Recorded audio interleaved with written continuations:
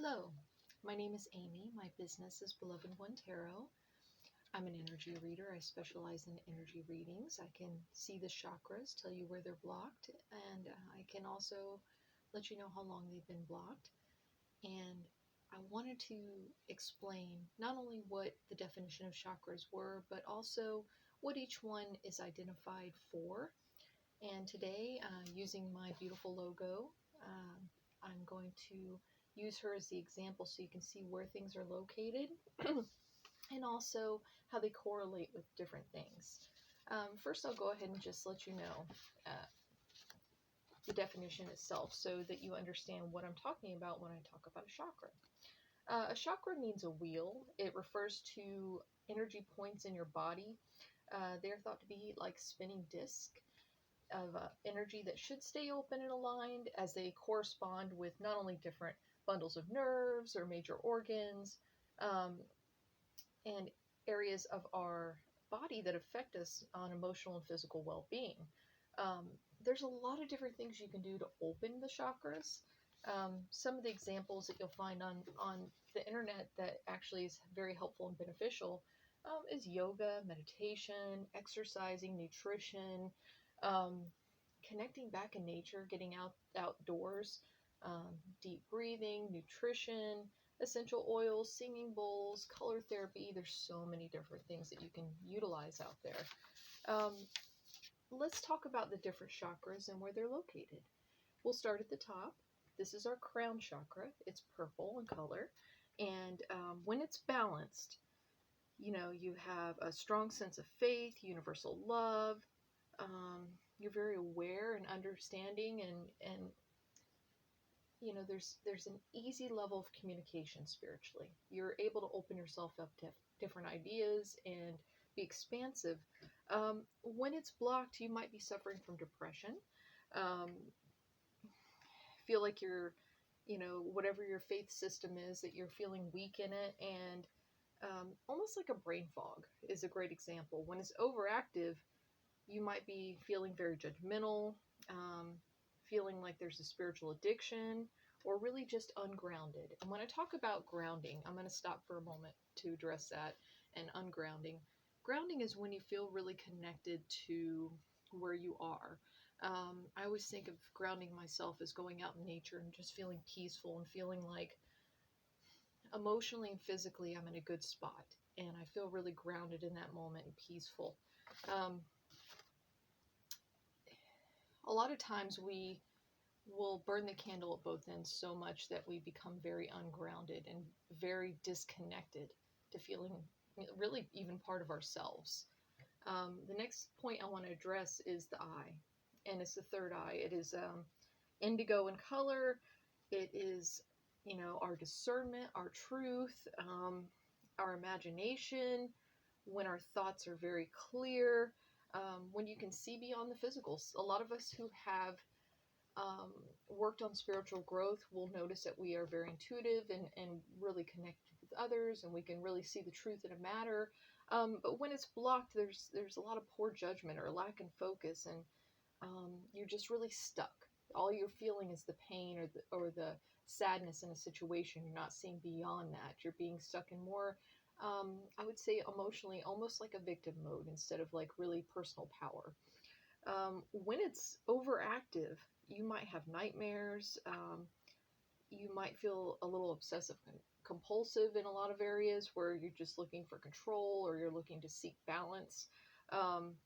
You might have delusions of, like what a situation really is. Writing your own story mentally, so you're seeing it from a different point of view that doesn't actually match what's going on.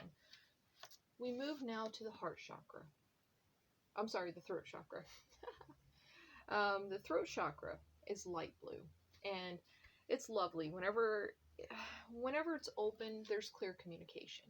It's compassionate in its own way. You're able to express yourself fully. You don't feel worried about being who you are, standing in your own truth.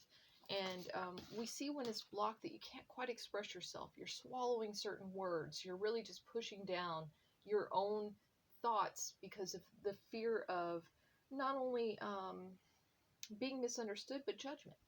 And whenever it is overactive, it could be the opposite end of the spectrum. You're very opinionated, aggressive, critical. You prefer to yell over talking. You have to speak over others, just to get your voice heard. So it's, there's other ends where it can really be beneficial sometimes to maybe hide your truth for a moment until you can express yourself fully. Not really hide, that's the wrong word. Process it in a way so it comes across compassionate versus, maybe just blurting something out and not thinking about how someone else is going to receive it in that moment. Okay, now we move along to the heart chakra, which is green. The heart chakra, when it is open and, flowing the way it needs to, you find that you feel peaceful. You have a lot of compassion for others. You're compassionate in nature. Um, you're warm and happy, and you're able to give more love. When it's blocked, you'll notice that there's a lack of empathy. You're not really feeling compassionate towards others. You're really actually not feeling probably much of anything but, intolerance, or you have trust issues, or, there's maybe a lot of hate because you haven't been able to express yourself the way you need to, or receive love the way that you need. Um, when it's overactive, there can be jealousy, codependency, self-sacrificing, um, just giving too much of yourself, and over giving and balance. And it's the happy medium that you need to find so that you can help your energy flow the way it needs to. The next chakra we're going to address is solar plexus. This is our personal power. This is our strength. This is how we see ourselves when we're walking in our truth. And whenever it's really balanced, we're confident. We actually feel very in control of our path, of our life, the way we're going. Um, our drive and our self-image is actually where it should be. It's in a good spot mentally. When it's a block, though, there's very low self-esteem. You feel powerless. You feel inferior. Um, there's a lot of fear and anxiety. When it's overactive, it's like the opposite end. You're very power hungry, domineering. You're perfectionist. You're too critical, and so it's, again, trying to find that balance where you can see the best in yourself and not feel the need to have to overly go into a situation and try to take too much control when there's just a steady balance, a steady flow of things. Our sacral chakra is orange. This is our sexual health. This is also our creativity. So, as I was saying at the beginning, sometimes there's organs that are connected to certain chakras, and this is one of them. That would be our sexual organs. So if you're having trouble in that area where things are imbalanced, or you're having issues hormonally, etc., you might notice a little more blockage in that area. When it is balanced, you feel passionate, creative. You feel like you have a healthy libido. You're optimistic. You're excited. You're going with the flow, and you're being your true creative self. Whenever it's overactive, there's really a fear of intimacy and connecting with others. There's really low libido as well. So, if you you might find yourself disconnecting more with others, and there's no creativity at that point whenever it's blocked. When it's overactive, we might be a little over emotional. Um, we might only value how we are on a sexual level versus how we are um, when we are passionate, creative. So we don't. It's almost like overdoing it on one end of the spectrum, like to feel balanced, so to speak. Um, the last chakra is the root chakra. It's located at your tailbone, and this is our basic needs. And I think a lot of people um, have moments where they definitely feel this block because when your basic needs are not being met, it's kind of hard to function on other levels. And the root chakra, when it's balanced, you feel safe, secure, centered, grounded. You're happy. Things are just working. When it's blocked, you see that you're fearful, anxious, unsure, there's financial instability, you're ungrounded. Um, when it's overactive, it could be the opposite. You could be very greedy in an area. You have a lust for power, you're aggressive, you're cynical, um, and a lot of different chakras correlate with one another whenever I do readings, because if you've been in certain circumstances, you might be blocked in certain areas. Whenever I talk about energy being blocked, a lot of times you might notice it whenever we do readings, or I explain that there's a certain situation that happened, and so it's almost like a memory that gets stuck in a certain area, and so our energy doesn't flow quite the way it needs to until we address what's occurred. And by addressing it and releasing certain things, you can move forward. You won't stay stuck in that um, loop, almost, so to speak, the story that you've told yourself for such a long time. So many times we may have had, say, poverty in childhood, so we don't have a good relationship with money. We don't have that connection where we feel safe, regardless of how successful we may become, how much money we have in the bank. There's always that little bit of fear, and so we have blockages in our root chakra. With our sacral, if there could be so many things that occur there, but if you were ever sexually abused, if you ever had um,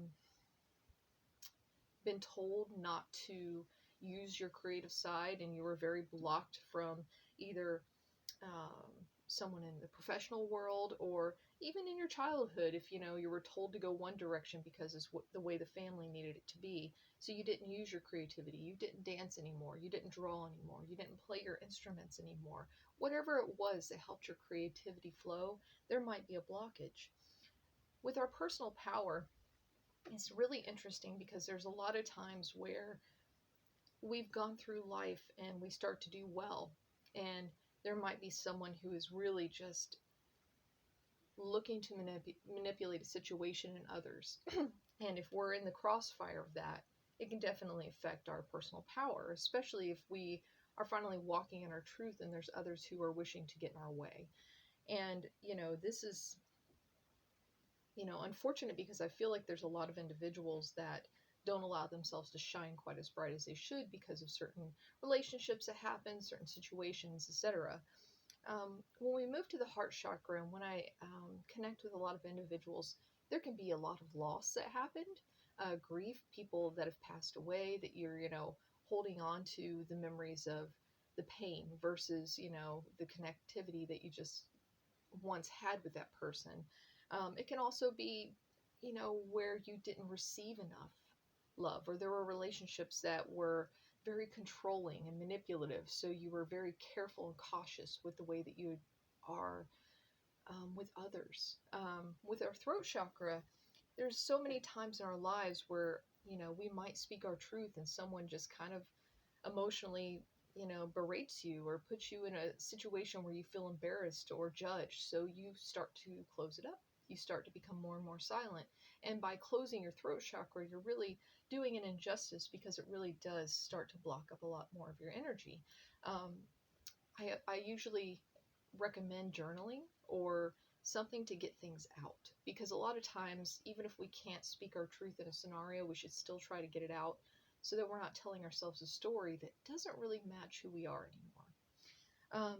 Our third eye, our discernment, our truth. A lot of us are blocked here because we're expected to see the world a certain way. We're not always encouraged to grow the way that we need to.